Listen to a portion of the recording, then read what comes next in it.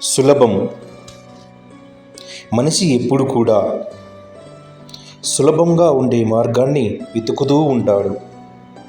అలాగే ఏ వస్తువు అయితే సులభంగా దొరుకుతుందో వాటిని వెతుకుతాడు. మీరే చెప్పండి, ఇవన్నీ ఇంత సులభంగా దొరికితే అందులో ఆనందం ఏముంటుంది? సులభం అంటే ఏమిటి?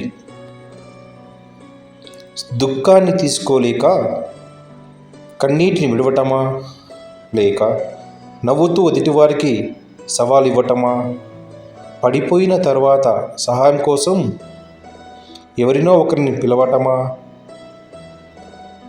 లేదా స్వయంగా మీ కాళ్ళపై నిలబడి శక్తిని పొందటమా, భారీ తుఫాను తర్వాత విరిగిపోయిన ఇంటిని చూసి ఏడవటమా, లేదా మట్టిలో నీటిని కలిపి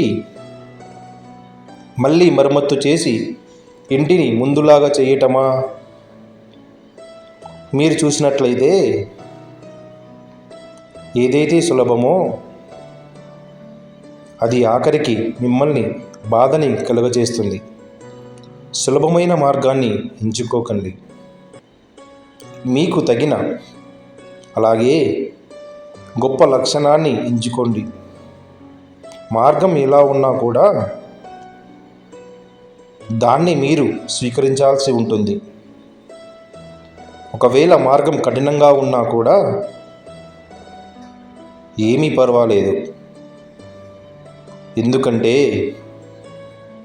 ఏ వ్యక్తి అయితే కఠినమైన మార్గంలో నడవడం మొదలు పెడతాడో సంతోషం అనేది దానంతట అదే వస్తుంది.